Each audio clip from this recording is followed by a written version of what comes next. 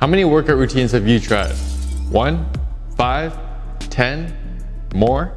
But are you again and again left dissatisfied with the lack of muscle growth that you get from those routines?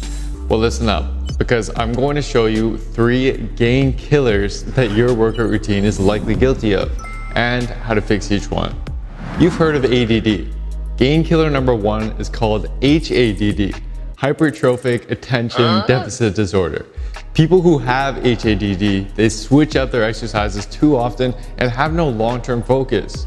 Why is long-term focus so important? Because guys who do the same boring exercises over and over, do them well and get stronger on them, simply build more muscle than guys who switch it up for whatever reason. For instance, it's Monday, chest day. You pop up your phone and find the latest best chest workout routine from your favorite influencer and decide to follow that. Next week, one of your buddies is at the gym and also training chest, so you hop in on his workout. Sound familiar? Well, if you're serious about maximizing growth and actually seeing results, then you need to instead go into every one of your workouts with a game plan written out rather than aimlessly following a random workout every single week. You need specifics on what exercises you're doing, how many sets you're doing, and the amount of reps and weight that you're going to aim to lift to try to beat your last workout. Otherwise, how are you going to know if you're actually making progress with your workouts and getting stronger instead of just getting a good pump? You're not. To illustrate this, a 2019 study had participants perform an 8-week resistance training program using either a structured exercise program or having the exercises randomly generated every session by an app. Although the differences between groups did not yet reach statistical significance, the structured group had almost twice as much muscle growth, a greater increase in back squat and bench press strength, and a slight decline in body fat percentage. What this suggests is that had the study been carried out longer or had more subjects, there likely would have been a clear advantage to the structured program. The reason for this is pretty straightforward. It's well known that new exercises cause the most muscle damage, but after a while you adapt and less damage occurs. So while you may feel a lot more soreness from these random workouts, they actually don't provide as much growth as sticking to the same set of exercises and focusing on progressing those with more weight and/or reps over time. In fact, research shows that early on, much of the increase in protein synthesis response that you get from training is directed towards repairing rather than building muscle due to the excessive muscle damage it experiences from the novel exercises. Only after a few weeks into a program is your body able to attenuate the muscle damage and focus more so on building new muscle. Meaning that you likely need to do an exercise consistently for at least 2 to 3 weeks before you can really start to get the best growth possible out of it.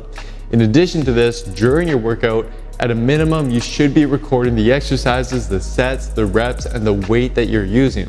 It's also a good idea to write down your effort on each of these sets and the settings that you are using on a machine or cable, or any modifications that you made to your workout. This is going to allow you to control as many variables as possible, such that in your future workouts, you can more accurately determine if you actually made progress or not. It also just serves as a plan of attack for your next workout. For example, if you see that last week you did bicep curls for an easy 3 sets of 10 reps using 35 pounds in each hand, you now know that you're capable of doing more. So this week, you'll know that you should at least aim to do 40 pounds or 45 pounds instead of 35 pounds, or just aim for 1 to 2 more reps per set.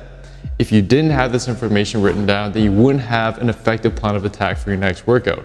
And trust me, even if you think that you'll remember week after week, I know how easy it is to forget, especially the minor details, which are what matter the most. It's why so many people who go to the gym consistently week after week fail to actually progress. So track your progress and track it properly. Gain killer number 2, junk volume.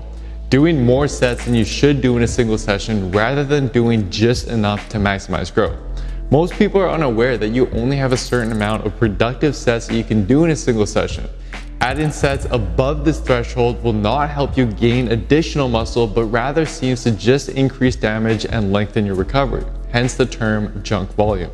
Picture this, on a chest day, you perform 4 sets of bench press, 4 sets of chest press, 4 sets of dumbbell press, 4 sets of chest dips, and then 4 sets of flies. By the time that you make it to the flies, your chest will be exhausted and experiencing much less tension than it was earlier on in your workout. By this point, you've likely reached and surpassed your productive limit for that session, and all you're doing now is getting a half decent pump at the expense of prolonging your recovery. So how do you know what your limit is? Well, just like total weekly training volume, it's actually very individual. Some can handle more and still grow, whereas others just can't.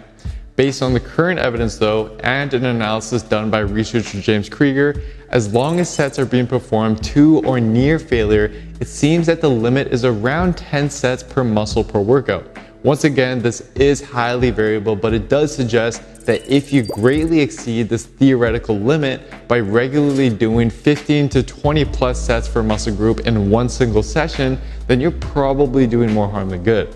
This is especially true if you just haven't been progressing very well despite all of this volume. A practical solution is to distribute that volume into more than one session per week. Instead of doing 18 sets of chest in a single workout, split it up and do 9 sets in one workout and 9 sets in another. Or if you wanted to train your upper body 3 times a week, split up the 18 sets into 6 sets during each of these 3 workouts. You can imagine just how much better quality those 6 sets would be and the increased amount of weight and reps you'd be able to lift for those sets rather than by trying to do them all in one single workout. Gain killer number 3, redundant exercises. To continue from our last point, if you only have a certain amount of productive sets that you can do per workout, then you want to make sure that you're getting the most bang for your buck out of these sets. Most people don't, by making the wrong exercise choices for these sets by doing exercises that do pretty much the exact same thing but just have different names. For example, take these 2 sample chest workouts. In workout A, you do 3 sets of bench press, 3 sets of flat dumbbell press, and 3 sets of a flat machine press. In workout B, you do 3 sets of bench press, 3 sets of an incline dumbbell press, and 3 sets of a cable flat. Which one do you think would be a better use of 9 sets? Well, if you look at workout A, you're actually performing pretty much the same one exercise for all 9 sets. Whereas in workout B, you're working several different parts of the chest with exercises that have varied angles and different resistance profiles. So for the same amount of work, you'd be able to provide much more stimulus to your chest with workout B, and as a result, get more gains out of those 9 sets. The same goes for an arm workout, for example. Doing 3 sets of a standing barbell curl, then 3 sets of a standing dumbbell curl, then 3 sets of a standing cable curl will all provide a very similar stimulus and target the same area of your biceps. Whereas 3 sets of a preacher curl, 3 sets of an incline dumbbell curl, and 3 sets of a hammer curl instead would enable you to target different regions of your biceps and hence provide a greater overall stimulus for the same amount of sets. Meaning that for your overall workout routine, just think carefully about the chosen exercises you're using for each muscle. In your workouts, are you essentially performing the same one exercise over and over again, just with different names? If so, then consider swapping some of them for other exercises that are biomechanically different and challenge the muscle at different angles and ranges of motion. By doing so, you'll be able to get much more stimulus and more gains for the same amount of work. Overall, if you're going to spend time and effort doing your workouts, then it would be in your best interest to ensure that you're getting the most out of it. What I went through in this video are just a few ways that you can do just that.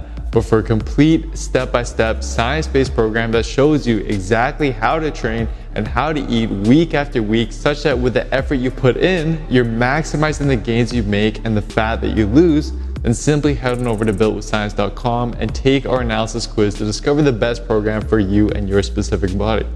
Anyways, that is it for today, guys. I really hope you enjoyed this one. Please don't forget to show your support by giving the video a like, subscribing to the channel, and turning on notifications for the channel as well. This all really does help me out and it's much appreciated. Thanks so much, guys, and see you next time.